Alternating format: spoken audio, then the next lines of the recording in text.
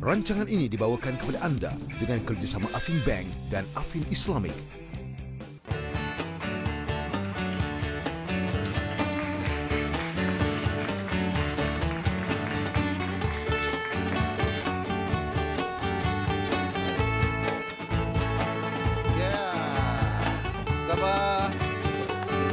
Dah tak ada tepuk tangan dah. Alamak. Assalamualaikum.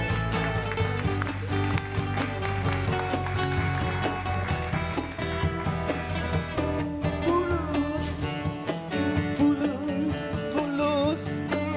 Mana Fulus? Fulus. Ada di sini. Baiklah tuan-tuan dan puan-puan, seperti biasa saya Aflin Syauqi dan anda sedang menyaksikan rancangan Fulus. Fulus ini dibawa kepada anda bersama oleh Affin Islamic Bank. Ya, dan inilah dia kumpulan yang sekarang ni dahulunya 30 sen, sekarang tinggal 25 sen je. Mana ada seorang lagi mana? Tuan-tuan dan puan-puan, hari ini kita ada satu topik yang agak menarik kerana topik ini melibatkan orang-orang yang ingin berkahwin. Adakah anda di antara orang yang ingin berkahwin? Bujang ataupun yang dah kahwin dan bercita-cita nak berkahwin lagi? Okey, kalau anda adalah salah satu daripada orang-orang itu, berkata anda bersama kami kerana perbualan dan perbincangan kami agak menarik di dalam rancangan Fulus yang berjudul pada hari ini, Duit Tak Ada Tapi Hati Ingin Kahwin. Kita saksikan selepas ini dalam rancangan Fulus.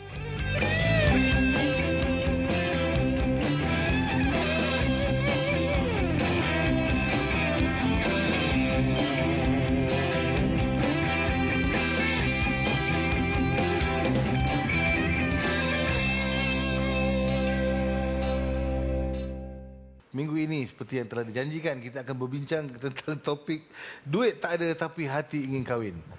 Memang ini menjadi satu gejala yang sangat menular di masyarakat kita. Yang tak ada duit ni, tak ada duit ni adalah gejala yang menular, bukan nak kahwin tu. Dalam pemikiran mereka ini adalah once in a lifetime occasion, salah satu acara seumur hidup, sekali seumur hidup. Dan ada untuk beberapa orang berkali-kali pun ada. Tapi macam mana nak membiayainya? Okey, ini mungkin satu soalan yang saya pun baru tahu pasal benda ni sebenarnya. Masa saya kahwin pun saya tak tahu dulu ada benda ni. Hari ini kita akan berbincang dan kita ditemani oleh tetamu kita, iaitu Hajah Rohani binti Datuk Haji Muhammad Syahir yang merupakan pengasas Hijrah Wealth Managers. Kita berjumpa dengan beliau. Berikan tepukan untuk beliau. Assalamualaikum warahmatullahi wabarakatuh. Sihat hari ini? Alhamdulillah. Dah makan? Dah. Okey, bagus.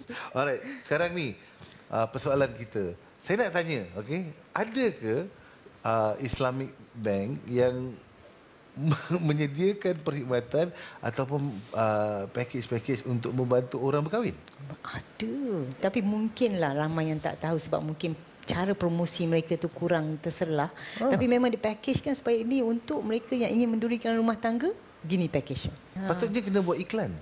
Iklan. Sebab sebenarnya dia part of pinjaman peribadi tetapi dia masukkan dalam ruang lingkup khas untuk perkahwinan. Apakah kriteria untuk pastilah you nak berkahwin. Kriteria pertama. Okey, mula-mula mesti nak berkahwin, okey? Dengan orang, okey? Jadi okey, lagi seterusnya selalunya memang dia akan lihat keupayaan you membayar balik lah ya. So membayar balik tu kriteria yang utama lah. Any bank kalau nak kasih pinjam kat you, dia akan tengok you punya credit worthiness. Adakah you ni upaya meminjam, semua orang upaya meminjam, tapi upaya membayar balik tu. Okey, dan selalunya untuk perkahwinan ni berapa, ada tak ditetapkan berapa amount dia? Saya tidaklah kaji secara komprehensif, tapi selalunya kalau bank kan pinjaman merupakan aset mereka ya. So dia orang kau boleh nak kasih sebanyak mungkin kepada mereka yang layak. So mungkin dia akan start dengan RM50,000, RM100,000, barulah berbaloi-baloi dia kasih you pinjam tu. Sebab mereka akan buat keuntungan atas pinjaman tersebut. Baik, okey. Kita telah keluar sana dan bertanya kepada orang luar tentang pendapat mereka sendiri tentang ni, macam mana nak membiayai perkahwinan ini kalau duit kita tak ada tapi hati ingin kahwin. Kita saksikan di luar sana. Saya rasa mereka perlu rancang lebih awal untuk menyimpan duit, jadi agar semua lebih teratur. Bagi yang golongan yang tidak berkemampuan juga, saya galakkan lebih baik mereka membuat sekadar yang sederhana. Hantaran kahwin, lepas tu nak menyediakan semua-semua tu mahal. Jadi mungkin ada orang yang akan ambil loan lah. Kita terpaksa buat loan, bincang dengan pasangan. Sebab jangan jadikan benda tu sebagai apa orang kata racun bila kita dah kahwin. Okey, Haji Rani. Orang selalu cakap bila nak kahwin ni dia punya kos dia macam-macam. Pasal nak perlu pakai banyak duit. Ialah apa ni nak buat pelamin lah, nak pelamin pula nak ada macam gerbang lah, habis tu nak ada wedding planner lah, baju dia kena ada labuci lah kan, baju dia besar-besar tu, kat belakang tu panjang, ada 4-5 orang angkat macam tu kan, nak bayar orang tu lagi kan. Jadi apa pada pendapat Haji Rani sendiri kan, kita patut fikirkan asas lah yang kita perlu kalau nak buat pinjaman ke apa ke. Kita fikirkan yang penting pada Haji Rani sendiri, apakah yang penting dalam satu perkahwinan? Kita ambil macam contoh Haji Rani punya perkahwinan sendiri. Allah, kita tanya dia. Kita ambil perkahwinan anak-anak saya lah. Sudah 4 anak saya dah kahwinkan ya. Alhamdulillah. 4 orang dah dikahwinkan. 4 orang dah dikahwinkan. 5 cucu. Okey. So 4 ni pun kita ambil kaedah simple is the best ya. Maksudnya biarlah perkahwinan yang sederhana dan diberkati ya. Kita tidak mahu ingin menunjuk-nunjuk lah. Sebab kita tengok budaya itu dah menjadi-jadi dalam masyarakat kita ya, di mana macam you cakap lah, baju kena kotak dek labuci tak sah, atau kotak French lace tak sah, you know. Ada takkan you punya wardrobe macam tu, you punya bajet berapa untuk you know. So benda-benda macam ni you tak usah risaulah suara-suara ni. Biar you buat baju di badan sendiri. Tapi jangan ikut badan. Betul, kalau ikut badan saya lebih sikit. Ikut badan. Ikut bajet you sendirilah. Sebab yang kita ingin lihat ya, bila kenduri itu dijalankan, lepas habis kenduri itu tidak ada after effect keuangan. Maksudnya you tak perlu macam ambil tengok orang kasih kita duit-duit tak cukup nak bayar caterer you. Macam mana? So benda macam ni kan, we must plan well supaya bajet tu cukup-cukup yang kita dah peruntukkan, dan pastikan you don't overspend. Kita tak nak dialog-dialog satu hari nanti dah 2-3 tahun. Ini you punya pasal lah. You nak kahwin besar.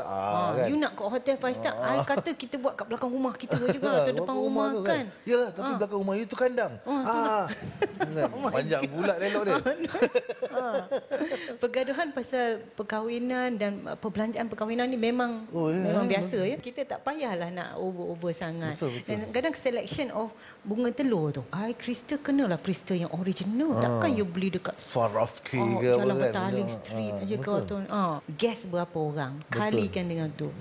So ini semua akan membebankan. Benda yang penting dia adalah kenapa ada bunga telur apa yang betul lah tu panggil bunga telur, untuk membuktikan yang you tu pergi perkahwinan orang tu. Ini kan dia punya petanda kan. Patut kita bagi sijil aja. Anda certificate of attendance. Certificate dekat atas meja, anda telah hadir ke majlis perkahwinan ini. Saya ingat Flynn Shawki kalau buka wedding planner memang bagus. Kan? Itulah. Amat menjimatkan. Murah. Photostat 5 sen je satu. Oh my God. Okey. Kita akan teruskan selepas ini perbualan kita tentang perkahwinan tapi duit tak ada ni di dalam rancangan Fulus.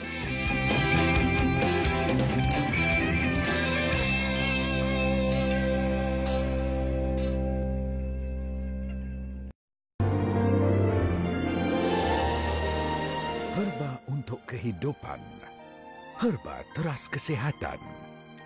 D-Miles. Destinasi cuti-cuti Satu Malaysia musim kedua mengajak anda mengembara dan bercuti ke destinasi-destinasi menarik dalam negara. Bersama produk D-Miles, melegakan, meningkatkan stamina dan mengekalkan kecergasan sepanjang hari. Oh, D-Miles. Katanya kata.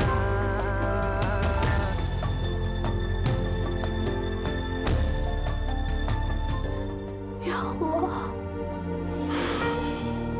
tolonglah suamiku. Jangan kecewakan dia.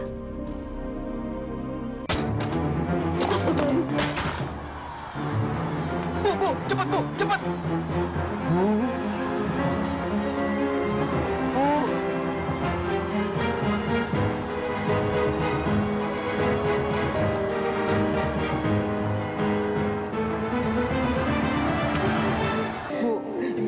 Utang buku karung nanti dibayar Bu kalau Bapak pulang Bu. Iya, ibu kan punya utang. Aduh, diam. Kalian dengar gak sih ibu bilang apa? Tunggu, sabar.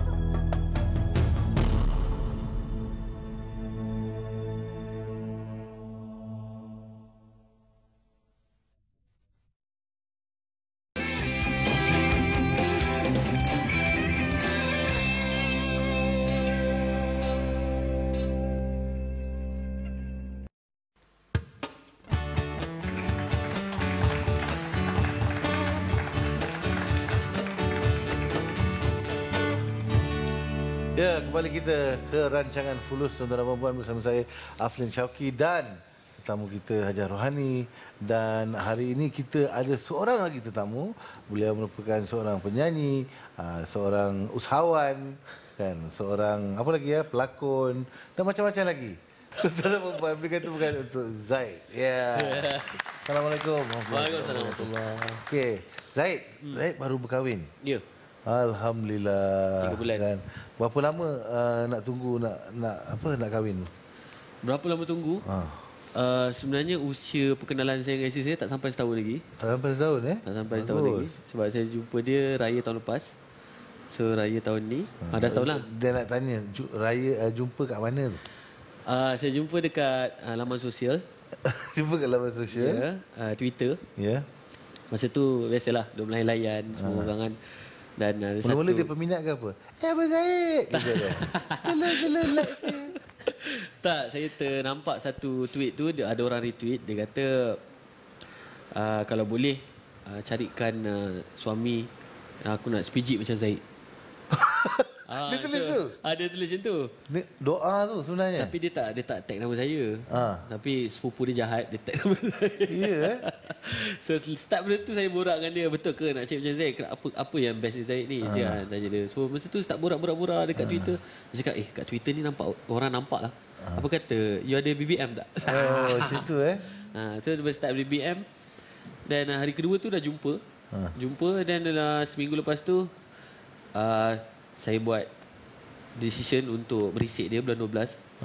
Saya inilah mula merancang perkahwinan lah. Merancang lah. Masa tu tak reti dia. Okey, dalam perancangan perkahwinan ni berapa perbelanjaan anggaran lah yang Zaid rasa perkahwinan Zaid?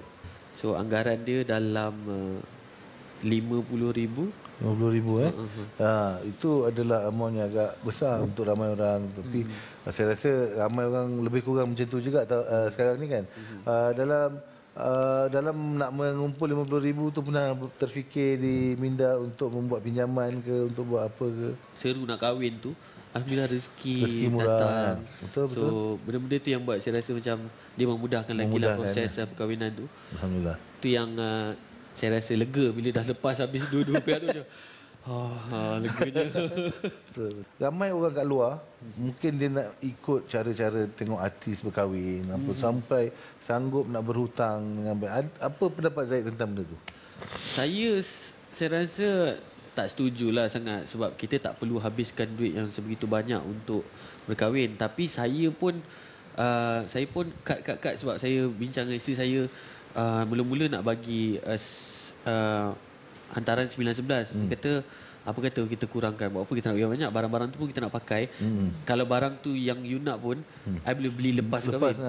So saya cakap kita kurangkan kepada 9-7. So tak ada membebankan dua-dua pihak. So apa kena bagi lebih kan. Betul. So saya pun tak nak membebankan dia. Baik Zaid ni sebenarnya. Rugi korang semua ni. Benda-benda macam tu yang buat kira isteri saya pun betul langsung benda macam ni. Tapi dia cuma kena sesuaikan diri lah dengan kerja saya apa semualah. Jadi bank menyediakan kemudahan untuk orang-orang menggunakan kalau lah mereka nak berkahwin. Tapi pendirian Hajar Rohani sendiri kalau boleh tak payahlah guna kan. Gunalah kalau nak loan buatlah untuk niaga ke untuk apa. Macam mana, betul tak? Because kalau untuk perkahwin tu macam consumption punya purpose. Dia tidak datangkan keuntungan, pertumbuhan ekonomi lah in that sense. Kalau boleh keuntungan lah. Keuntungan tu kan marah untung pula. tu kan marah. Rumah kan. Apa kau cakap tak untung kau dengan aku? Tapi kalau boleh duit sendiri digunakan lah. So macam Zahid tadi memang dia menabung jugalah sikit ya. Tetapi selain daripada rezeki masuk tu timing dia kena aje. Tapi kalau you macam anak-anak muda di audience hari ni kan, kalau mereka plan nak kahwin ni, sebaiknya dia dah start menabung sedikit demi sedikit. Betul. So let's say you target kata nak kahwin 3 years time. Start tabung sekarang sebab you dah tahu dah mas kahwin hantaran sekarang bukan macam dulu-dulu kan. Macam dulu-dulu time saya mungkin 3,000 je. Macam tu. Hantaran tu kena ke berbelah-belah ribu? Sebab dia nak action nak tunjuk dengan orang. Itu aja actually. Hakikatnya dia nak action. You berapa hantaran dia? And then you macam malu nak cakap that you paid 6,000. Kan saya baca dekat surat kelata akhbar pun ada. Kalau diploma ni. Kalau degree ni. Masters ambil lah. Masters lagi. Masters lagi tinggi. Lagi tinggi. PhD tak payahlah. Tak kahwin-kahwin lah dia. Kahwin lah kau. So saya sarankan lepas SPM tu teruslah. Murah terus beritik. Kalau PhD dah tak dah terlalu tak itulah kan. Tak apalah. Tak apalah kan. PhD kau faham tapi lah. ini mak bapak mentua kena dengar session ni. Betul. Sebab dia tak perlu nak meminta banyak sangat. Betul, macam betul. Saya masa saya mengahwinkan anak saya yang sulung dan anak keempat tu, 2 perempuan ya. Bila orang datang merisik, kita tak boleh nak letak lah harga ya. Dia mesti macam bincang behind the scene dulu, cakap mampu dia. Tapi bila time anak lelaki saya nak masuk minang anak perempuan orang dan anak lelaki saya dah tabung tak apa. Asyik you dah tabung duit you sendiri ya. Kalau you punya wife minta sekian-sekian you ada okey mak okey I ada. Okey. Macam tu kita jalan. So benda macam itulah saya ingat, dan tak perlu nak kita berbangga-bangga ya dengan anak I ni doktor. My eldest daughter is doctor. Tak adalah saya tahu ni doktor 20,000 okey. Pasal dia dah 6 tahun belajar ni. Come on. Kalau sakit, siapa yang nak makan? You dah professional help. Tak payah nak pergi klinik dah. Bapa you dah 6 tahun. Kan dah lebih. Betul. So alhamdulillah, tapi walaupun my bakat my menantu that time dia engineer, kita tahu dia mampu pasal dia oil and gas. Memang kita nak pun boleh kan. Tapi kita tolak ansur. So berapa agaknya dia dah tabung. So sekian-sekian kita terima aja. Yang pentingnya perkahwinan tu jadi. Itu yang paling penting. Betul. Yang pentingnya akad lah. Majlis tu memang sekadar daripada dulu sampai sekarang majlis ada. Nanti lepas ni kita akan membincangkan cara untuk mereka, walaupun nak ada satu wedding yang besar, mungkin boleh mengurangkan kos. Sebab saya telah melaluinya sendiri. Okey. Kita jumpa lepas ini dalam rancangan Fulus.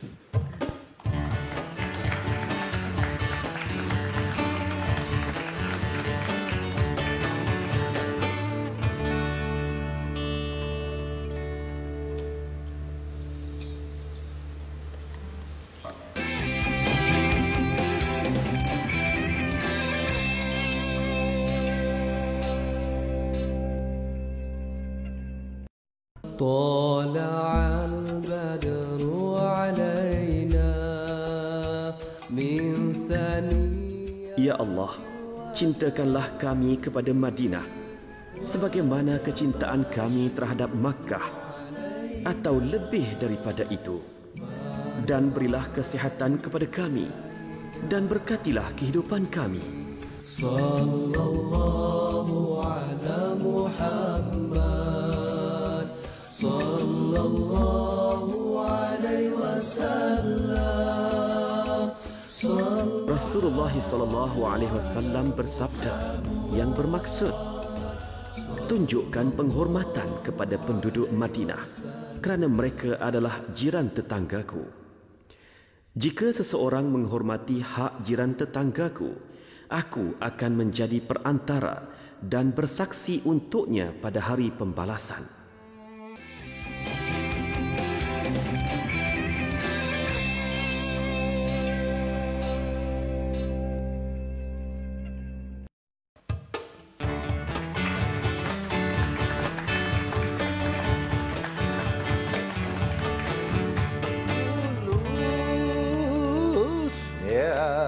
tuan-tuan dan puan-puan, anda masih lagi bersama saya, Aflin Syauqi, Ajar Rohani dan juga Zaid dalam rancangan Fulus. Hari ini kita sedang memperbincangkan tentang permasalahan orang-orang yang nak berkahwin ni. Dan tadi sebelum kita rehat, saya ada bercakap tentang macam mana kita ada satu wedding yang grand, yang agak besar, tapi harganya atau kosnya kita kurangkan. Dan ini berlaku pada diri saya. Kerana saya sengkit. Boleh tak dia orang ambil joint loan ke kalau beramai-ramai? Jadi kos-kos tu semua dia rendahkan. Contohnya perkahwinan saya berkongsi dengan adik saya. So kita sekali wedding. Akad asing-asing. Masa reception tu kan, masa majlis perkahwinan bersanding tu, itu kita buat sekali. So kos dia kita kongsi bersama. Tapi masih dapat yang besar, tapi kos dia berkurangkan lah sikit. Sekarang memang ada budaya yang kahwin jama'i dia panggil. Perkahwinan berjemaah. Berjemaah kan. So ada 10 sekali pasangan ke. And then ada pertubuhan-pertubuhan NGO yang menganjurkan ini. Dan apa dia buat, dia budgetkan setiap pasangan bayar sekian-sekian saja. Dan kita buat one big majlis for everybody. Rakan saya sendiri, dia baru je berkahwin. Dan saya tengok memang grand. Tapi sebenarnya saya tahu dia tak bukanlah tak mampu. Macam kenapa dia sampai masuk khabar semua? Rupanya dia masuk peraduan. Peraduan tu yang menang akan diberi kos RM80,000 untuk bersanding dan siap bercuti sekali honeymoon.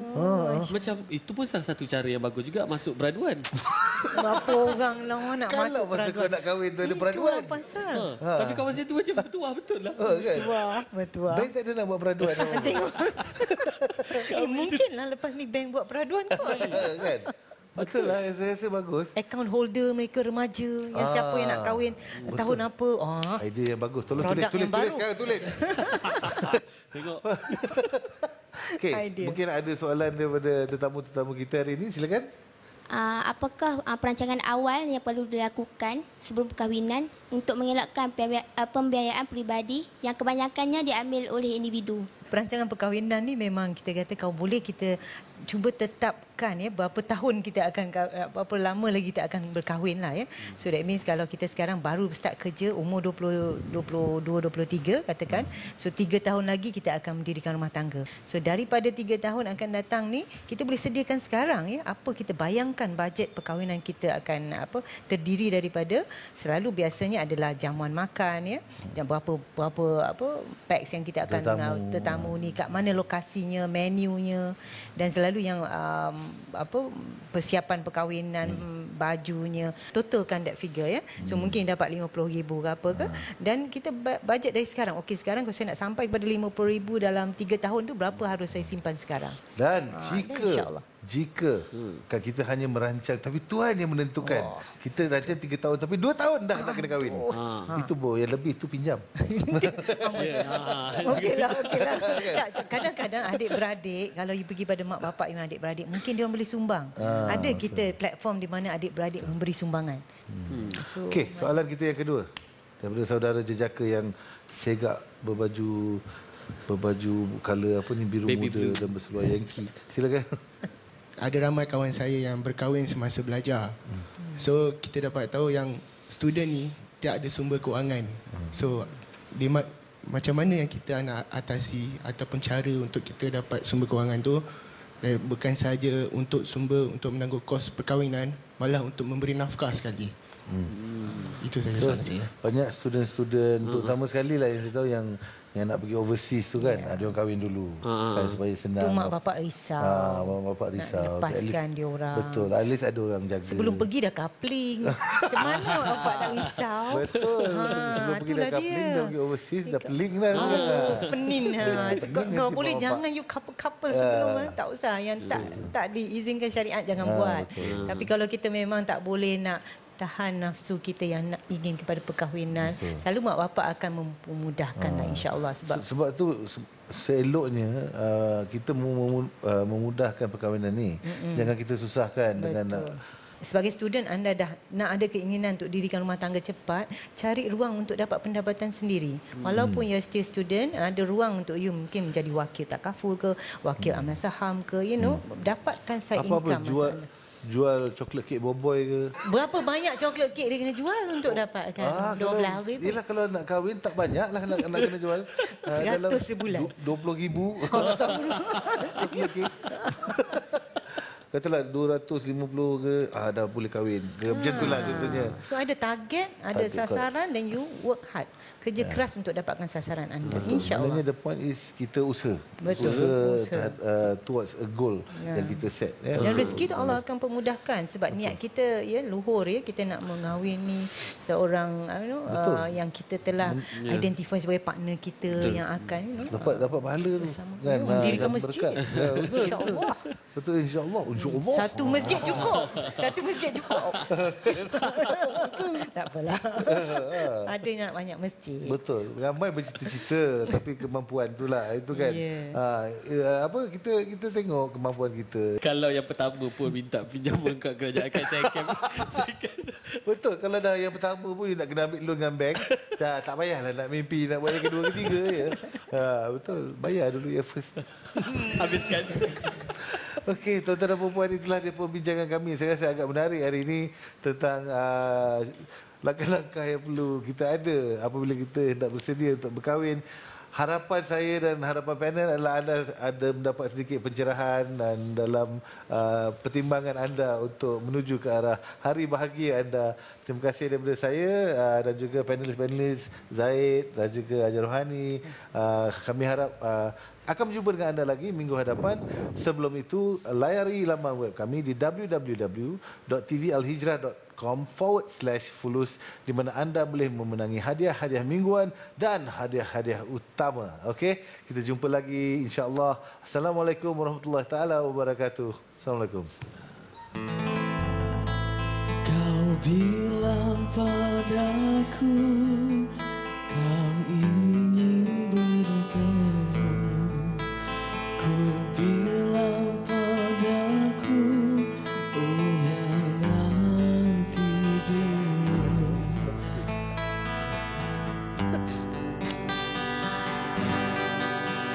Aku lagi sibuk sayang, aku lagi kerja sayang untuk membeli beras dan sebongkah belian sayang. Aku bukanlah berkoi yang tak pulang-pulang, yang tak pasti kapan dia datang.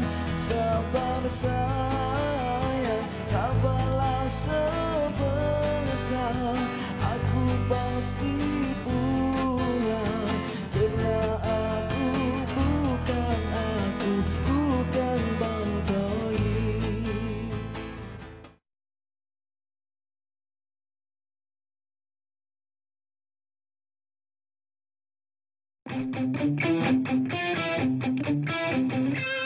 Rancangan itu tadi dibawakan kepada anda dengan kerjasama Afin Bank dan Afin Islam.